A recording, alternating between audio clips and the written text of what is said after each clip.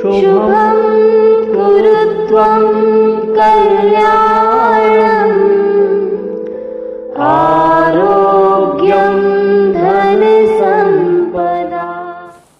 नमस्कार दोस्तों, शून्य से शिखर तक ज्योतिष ज्ञान के इस परिचर्चा में मैं राजेश कुमार पुरी आप सभी का हार्दिक अभिनंदन करता हूं।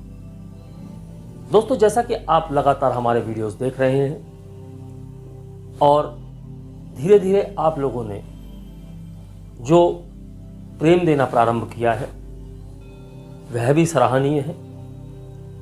ज्योतिष शास्त्र को पढ़ने की श्रृंखला में हम लगातार आपके समक्ष भाव, राशि और नक्षत्र इन सभी के वीडियो क्रमशः रख रहे हैं।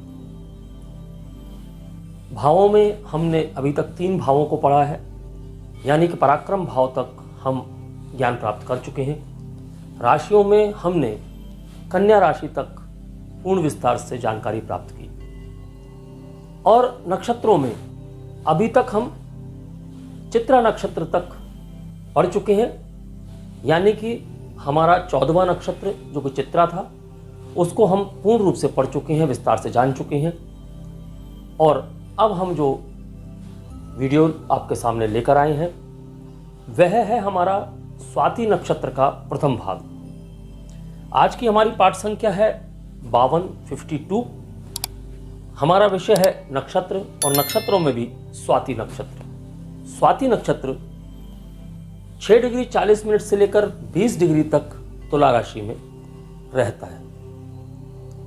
स्वाति नक्षत्र का जो स्वामी ग्रह है वह है राहु, और चूंकि तुला राशि में है तो तुला राशि का जो स्वामी है वह है शुक्र। तो यहाँ नक्षत्र में राहु की और शुक्र की ऊर्जा हमें देखने को प्राप्त होती है।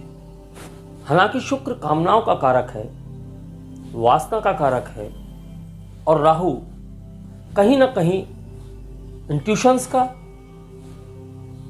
पूर्वानुभास का, ज्ञान का, विद्या का कारक है।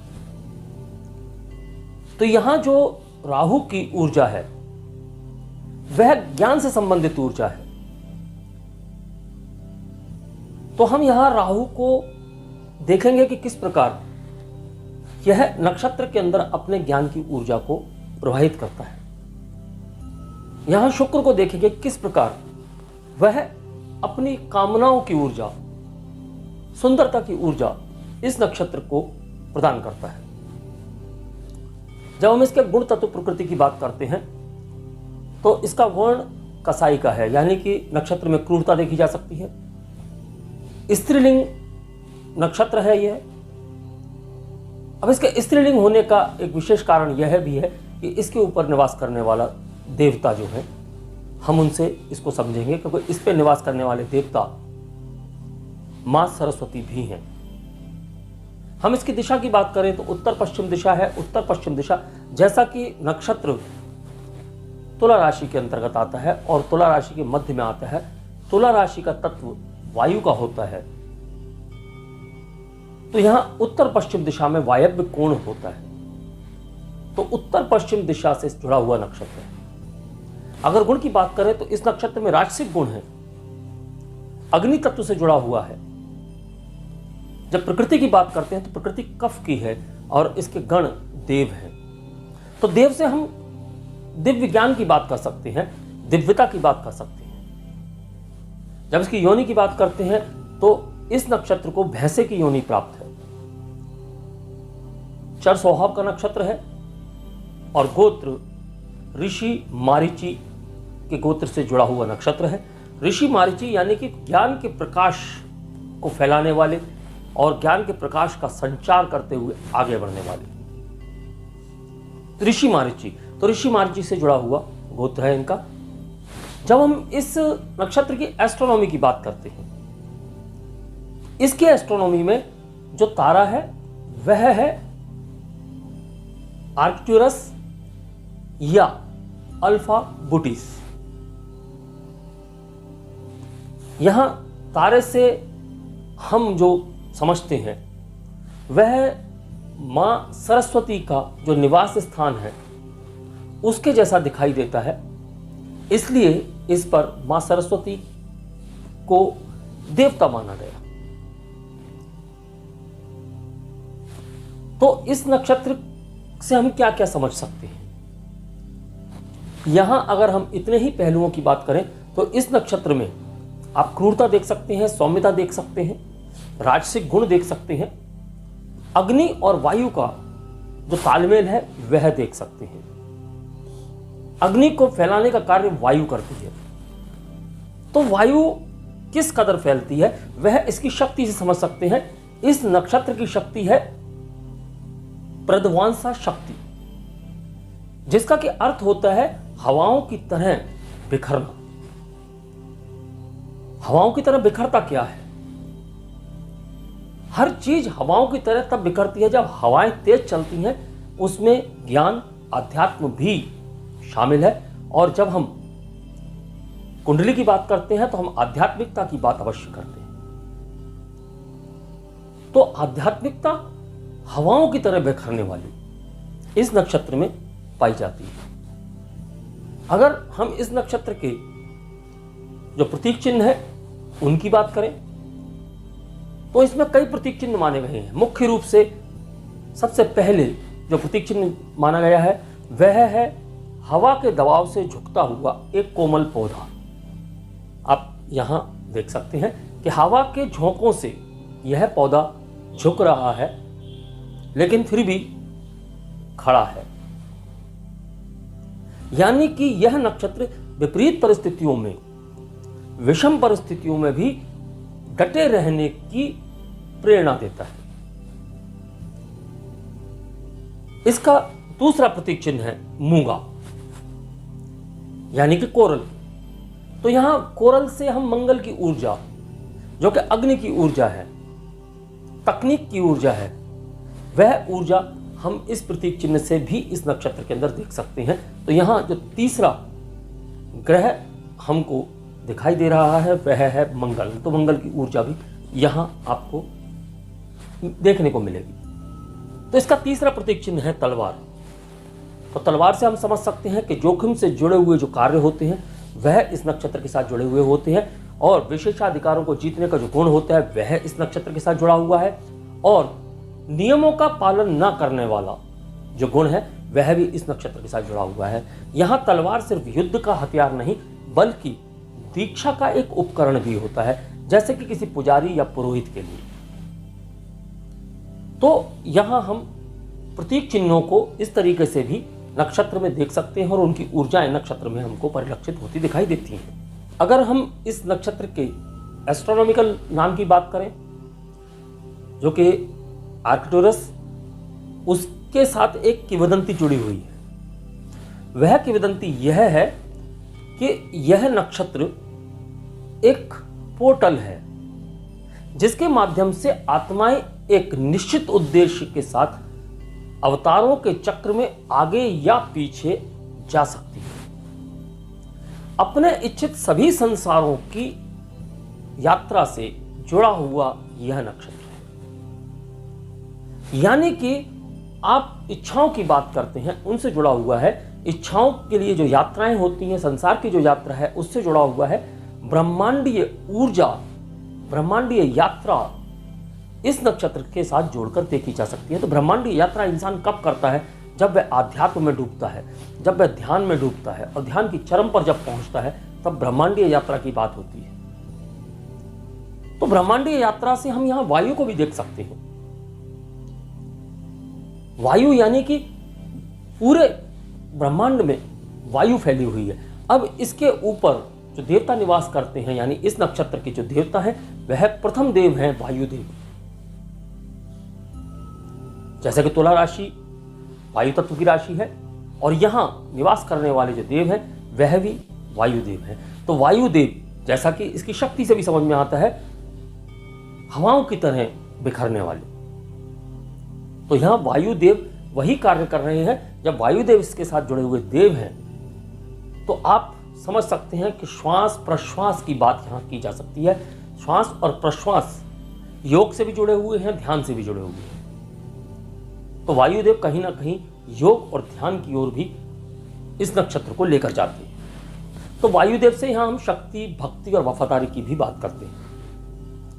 यह नक्षत्र जब विपरीत परिस्थितियां होती हैं तभी सामर्थ्य का पता चलता है, ऐसी एक बात से जुड़ा हुआ है। यानी कि हम इसके जातकों की जब बात करेंगे तो हम यह समझेंगे कि विपरीत में सामर्थ्य का पता चलने वाला यह वह नक्षत्र है। यानी पहले विपरीत परिस्थितियां आपके समक्ष आएंगी, उसके बाद आपको अपनी सामर्थ्य का पता चलता है। इस नक्षत्र पर जो दूसरा देवता है निवास करने वाला, वह है मां सरस्वती। तो मां सरस्वती से हम संगीत की बात कर सकते हैं, विद्या की बात कर सकते हैं, ज्ञान की बात कर सकते हैं, ज्ञान के सामर्थ्य की बात कर सकते हैं, दूरदर्शिता की बात कर सकते हैं। तो यह सारे गुण इस नक्षत्र में देखने को प्राप्त होते हैं। हम उत्तर पश्चिम की भी बात कर रहे हैं, वायु से भी जुड़ा हुआ नक्षत्र है, तो हम तूफानों की बात कर सकते हैं, चक्रवातों की बात कर सकते हैं, स्ट्रेस की बात कर सकते हैं, डिप्रेशन की बात कर सकते हैं। यहां नक्षत्र भौतिक दुनिया में स्वयं को आध्यात्मिकता की खोज के लिए व्यक्त करता है। यह दुनिया भौतिक है, यहां आध्यात्मिकता की खोज कर रहा है, यह वह नक्षत्र है। अगर इससे जुड़े जीवन की बात करें तो इससे जुड़े जीवन में जो उद्देश्य है वह अर्थ है। अर्थ यानी कि धन। तो धन कौन सा? भौतिक और आध्यात्मिक दोनों ही प्रकार का धन इस नक्षत्र का मुख्य उद्देश्य हो जाता है। इस प्रकार के धन की खोज करने वाले, तो हम देव की बात कर सकते हैं। यहां अगर हम गण की बात करें तो गण देव हैं जो कि सीखने के लिए, सुव्यवस्थित तरीके से खोज करने के लिए इसके साथ में जुड़े हुए हैं। नक्षत्र और हवा के बीच का संबंध जहां एक और बेचैनी को दिखाता है, गति को दिखाता है, जल्दबाजी को दिखाता है, स्वतंत्रता को दिखाता है, विनम्रता और नाजुकता को व्यक्त करता है, वहीं नकारात्मकता की अगर बात करें तो नकारात्मकता को खत्म करते हुए, यानी कि नकारात्मकता को खत्म करने की जो क्षमता है वह इस नक्षत्र में पाई जाती है। तो नकारात्मकता को खत्म करते हुए आध्यात्मिकता की ओर अग्रसर होता है, तो वह शक्ति इस नक्षत्र में पाई जाती है। अगर हम नक्षत्र की दिशा की बात करते हैं तो तूफानों की, चक्रवातों की, इन सब के बारे में बात कर सकते हैं। और बात भी कैसी, जहां विनाश की बात हो सकती है, आमूलचूल परिवर्तन की बात हो सकती है, ऐसी बात हम इसकी दिशा से, वायु से और नक्षत्र से समझ सकते हैं। अब इस नक्षत्र में ज्ञान का रुझान है, सामाजिकता है, राजनीति है, व्यापार है, बुद्धिमत्ता है, और हम व्यापक विचारों की यहां बात कर सकते हैं, दार्शनिकता की बात कर सकते हैं, चंचल मन की बात कर सकते हैं, दूरदर्शिता की बात कर सकते हैं और दूर तक सोचने की बात कर सकते हैं। दिमाग की जो अस्थिरता होती है उसकी भी बात यहां इस नक्षत्र में की जा सकती है। स्वाति को वायु के वेग की तरह आत्मनिर्भरता देने वाला यह नक्षत्र है। हम स्वाति से बात करते हैं तो आत्मनिर्भरता की बात करते हैं, तो वायु का वेग जब स्वाति नक्षत्र को आत्मनिर्भरता की ओर धकेलता है तो इसके अंदर आत्मनिर्भरता और अधिक बढ़ती है। सक्रियता की बात हम यहां कर सकते हैं, ऊर्जा की बात कर सकते हैं। इस नक्षत्र में आत्मविश्वास की बात होती है, व्यापार के उत्तम गुणों की बात होती है। राहु की ऊर्जा यहां पर बहुत ही अलग तरीके से व्यक्त हो रही है, क्योंकि यहां राहु व्यक्ति को रिस्क लेने वाला बनाता है। तो व्यापार में बड़े बड़े रिस्क लेने वाले जो शक्तियां हैं वह यह नक्षत्र देता है। तो आप इन सब बातों से समझ सकते हैं कि इस नक्षत्र में जो विषम परिस्थितियों में, विपरीत परिस्थितियों में डटे रहने की ताकत है, इस नक्षत्र में आध्यात्मिकता है, भौतिकता भी है और आध्यात्मिकता भी है। जहां शुक्र भौतिकता को दिखाता है वहीं राहु आध्यात्मिकता को दिखाता है, और जब दोनों ग्रह मिलकर कार्य करते हैं तो भौतिकता और आध्यात्मिकता दोनों इस नक्षत्र में आपको मिल जाएंगी, परिलक्षित होती है। यहां हम इस नक्षत्र से जुड़ी हुई जो पंचांग की स्थिति है वह भी समझ लेते हैं, यानी इस नक्षत्र से जुड़ी हुई तिथि और इसका चंद्रमास। तो इस नक्षत्र से जुड़ी हुई तिथि है दोनों पक्षों की सप्तमी तिथि, और चंद्रमास है चैत्र मास के अंतिम 9 दिन इस नक्षत्र से जोड़े जाते हैं। यानी कि जो अप्रैल के सेकंड हाफ में आते हैं हम उनकी बात कर रहे हैं। अब हम यहाँ सेक्सुअलिटी की बात भी कर सकते हैं। जब हम सेक्सुअलिटी की बात करेंगे तो सेक्सुअलिटी इस नक्षत्र में सामान्यतः आपको नहीं दिखाई देगी, लेकिन यदि नक्षत्र पीड़ित हो और कुछ विशेष ग्रहों की दृष्टि पड़ रही हो या कुछ विशेष ग्रह इसके साथ जुड़ जाएं, तो यहां सेक्सुअलिटी थोड़ी सी विकृत अवस्था में दिखाई देगी। यानी कि व्यक्ति अपने करियर के लिए, अपने कार्यों के लिए, आप उसे कंप्रोमाइज कह सकते हैं, कंप्रोमाइज करना शुरू कर देगा या दूसरों से कंप्रोमाइज करवाना शुरू कर देगा। यानी कि यौन शोषण या तो करेगा या स्वयं शिकार होगा। यह स्वाति नक्षत्र का गुण है। लेकिन यहां नक्षत्र यदि पीड़ित है तब ऐसी परिस्थितियां आ सकती हैं। तो अपने करियर को आगे बढ़ाने के लिए ये लोग गलत कार्यों का सहारा ले सकते हैं। अब जब चंद्र इस नक्षत्र में गोचर कर रहा हो तो उस समय आप कौन से ऐसे कार्य कर सकते हैं जो कि शुभ कहलाएंगे और कौन से कार्यों को आपको नहीं करना चाहिए, वह समझ लेते हैं। किसी भी प्रकार का लेन देन या व्यापारिक लेन देन इस नक्षत्र चरण में शुभ होता है। कोई योजना बनाने का कार्य, प्लानिंग करने का कार्य, वह भी शुभ होता है। यदि शिक्षा से संबंधित आप कोई प्रारंभ करना चाहते हैं, आप एडमिशन लेना चाहते हैं, तो वह भी अच्छा होता है। सामाजिक कार्यक्रम जो होते हैं वह भी इस नक्षत्र में अच्छे होते हैं। यात्राएं, चूंकि इसका स्वभाव चर का है तो हम यहाँ यात्राओं की भी बात कर सकते हैं। और वो कौन से कार्य होते हैं जो इस नक्षत्र के समय पर नहीं करने चाहिए, तो युद्ध से संबंधित कोई भी कार्य प्रारंभ नहीं करना चाहिए। कोई कानूनी बहस है या किसी प्रकार की डिबेट है, उसमें इस समय पर आपको नहीं पढ़ना चाहिए। और यदि आप कोई भी कार्य जो कि हमने शुभ कार्य बताए हैं उनके विपरीत यदि कोई कार्य आप कर रहे हैं तो वह आपको नहीं करना, यानी अंत से संबंधित कोई भी कार्य आपको इसमें नहीं करना चाहिए। जिसमें डिस्ट्रक्शन होता हो वह कार्य नहीं करना चाहिए। अब अगर हम इस नक्षत्र से जुड़े हुई आजीविका की बात करें तो हम यहाँ बैंकिंग की बात कर सकते हैं, फाइनेंस की बात कर सकते हैं और फाइनेंस से रिलेटेड एडवाइजर्स की बात कर सकते हैं। वायु तत्व की बात हो रही है, ब्रह्मांडीय की ऊर्जा की बात हुई, ब्रह्मांडीय यात्रा की बात हुई, तो यहाँ हम एविएशन की बात कर सकते हैं।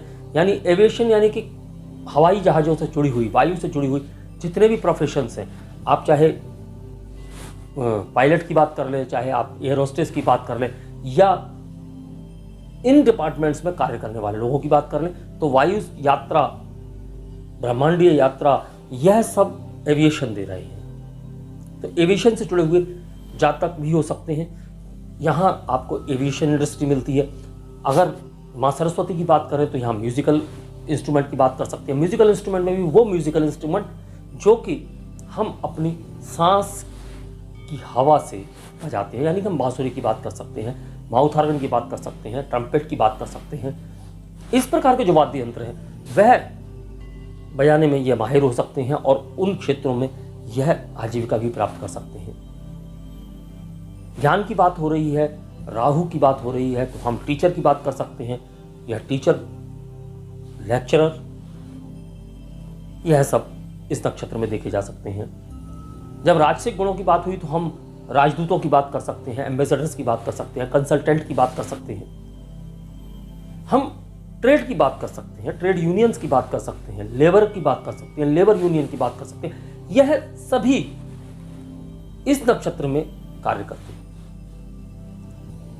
तो जब इस नक्षत्र में यह सब कार्य करते हैं तो जाहिर सी बात है कि नक्षत्र से जुड़े हुए कार्यों को हम बहुत ही बेहतरीन ढंग से इसके कीवर्ड्स से, इसके पहलुओं से समझ सकते हैं।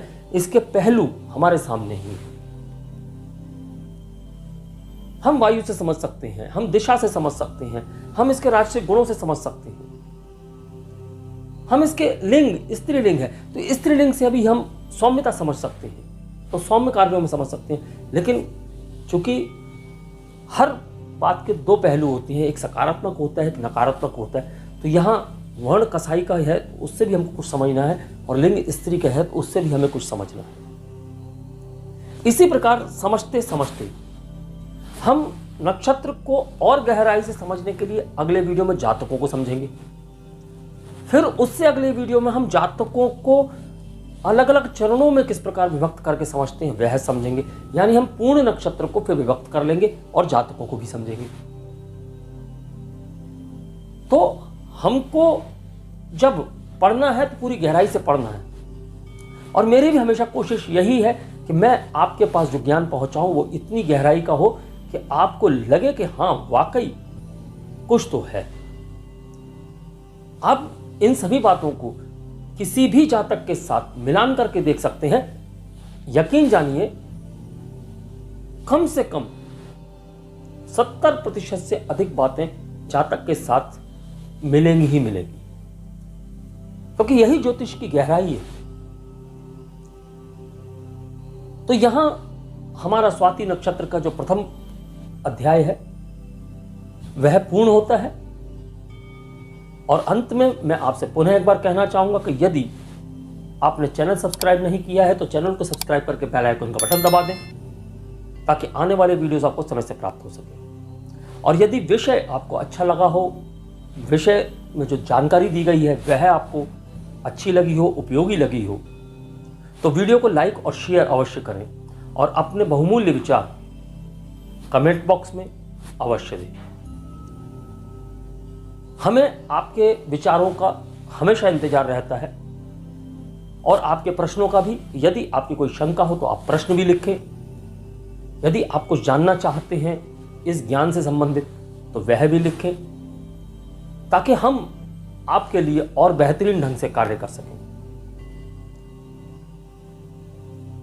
तो इसी के साथ मैं आज अपनी वाणी को विराम देने की आज्ञा चाहूंगा और स्वाति नक्षत्र के द्वितीय वीडियो में आपसे मुलाकात करूंगा।